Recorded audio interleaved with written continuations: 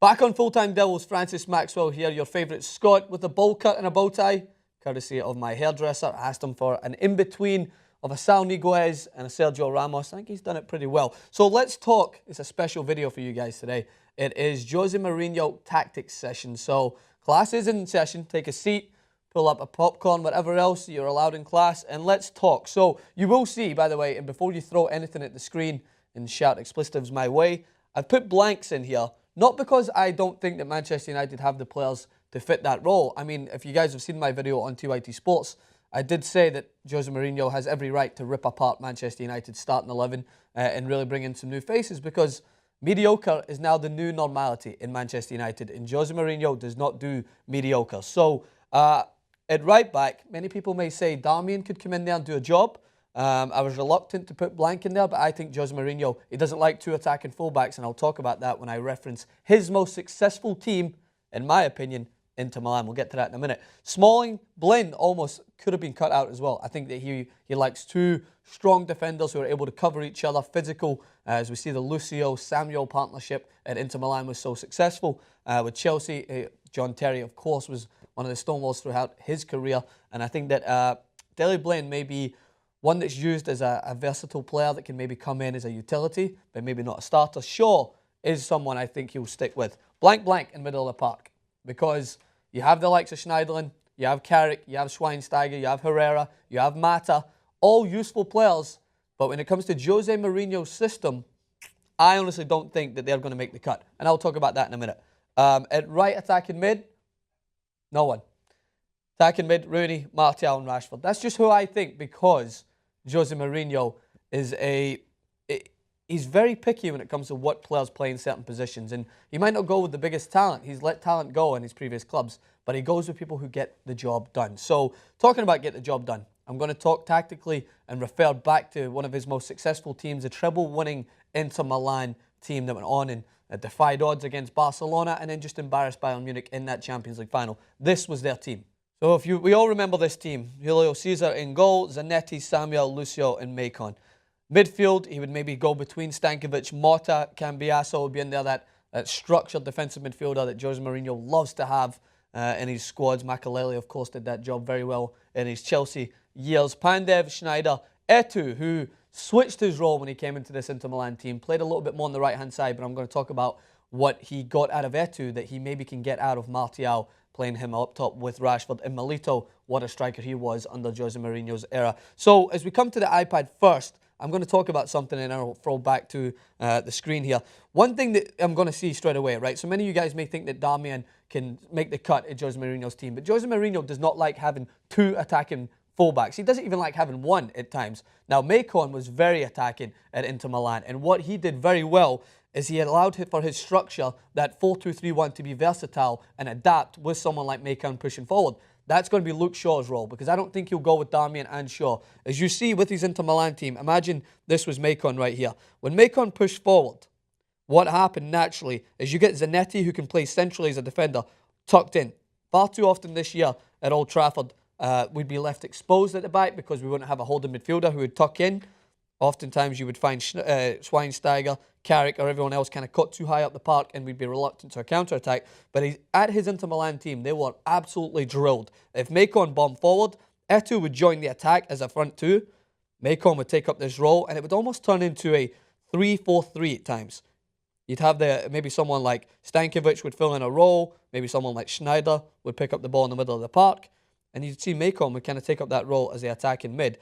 But they wouldn't have that fullback caught high up the park. Zanetti would tuck in. And as we come back here, it just so happens that I've prepared this very well, and we have that exact formation right here. So this is kind of what it looked like. You would have Samuel and Lucio, who are just two phenomenal centre-backs, which he's going to try and emulate in Manchester United. If you think that this is just something that José Mourinho had once upon a time, he thrives for this every single team he plays at. He does not accept anything other than excellent. And that is what he's going to try and emulate. Zanetti, what a player he was for Inter Milan. He would tuck in, he would support going forward, but not as much so as Macon, who was one of the main reasons that I think this team was so dominant going forward because he was very versatile, and when he did get forward, my God, he attacked with force. And because you had those two defensive midfielders, Cambiasso would naturally tuck in, be that patrol kind of like midfielder that would just monitor, that I've been calling out for Manchester United all season. Plenty of candidates in there, but none of them really, I would say, executed excellence in that role the way Matic did at Chelsea, Makelele beforehand, and Cambiasso here. So that's one thing you're going to see. You're going to see him bring in a fullback very similar to Ivanovic before he got horrible. Because trust me, I know Ivanovic. I criticise him week in, week out when he played for Chelsea this season. But previous year, Ivanovic was that kind of, I would say, fullback that sat in a little bit deeper, and he would allow for someone on the left-hand side to push up. That's what Luke Shaw will be able to do. Shaw comes back fit, fully ready, not the way he turned up for pre-season this year. Come on, mate. Let's make sure everything's fully in check and you've got a good pre-season behind you. And he will be that attacking fullback, but then he's going to bring in someone at right back. He's going to bring in someone who's going to sit a little bit deeper, act as that central defender role when the likes of Luke Shaw pushes up. And the reason why this is going to work, I would say, in two types of ways it's going to help Manchester United is because we're crying out for Martial to play more of a central role.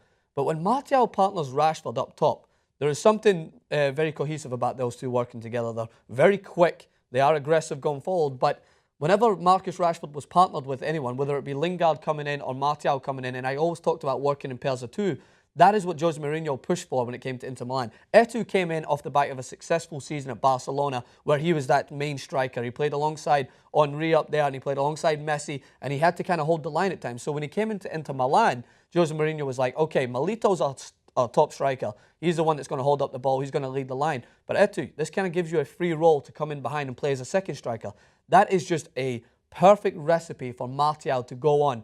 So as you're going to see, Rashford's going to push up top. And naturally, if we have a defender that's going to tuck inside, this will allow for the likes of Luke Shaw to push forward. And then before you know it, Martial can come in and partner Rashford up top. And before you know it, you get the best of both worlds. Martial is a good player playing out wide. He can take people on one-on-one. But then he's going to tuck inside and he's going to play as a front two with Rashford. And that's all pending that José Mourinho goes in and either adjusts Darmian's game to make him more of a defensively structured fullback, or he's going to bring in someone who's going to do that job without having to be worked on. Because José Mourinho, as much as he's got many qualities, he's not patient with these players. He doesn't really like to rely on youth. He likes to bring in people that are going to get the job done. And if you see Shaw's going to push forward, he's a very good player overlapping. His main job, as Macon's was not always to get on the ball, but just to stretch defences. Macon would come forward and would try and create this gap in here for a midfielder to make the run in, or just to allow for the fact that someone like Martial, or in that case Samuel Eto'o, could come in and partner the front two. And let's talk about the midfield. So José Mourinho, as I mentioned and I alluded to before,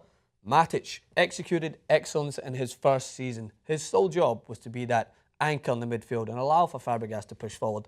So it was not surprising that Chelsea suffered this year. Fabregas' game suffered because Matic no longer simply executed excellence in that defensive midfield role. He was kind of wandering out of position at times and getting caught up higher up the park and making tackles that he didn't have to. So you better believe that if José Mourinho brings in anyone, and by the way, Matic has been rumoured to be one of the players to bring in, I don't think it'd be a bad shout. It's going to be someone that has the engine to just simply patrol that area. I think Carrick's too old for it now. I think Schneiderlin's too reckless sometimes, wanders too far over the park. And trust me, I know they're good players.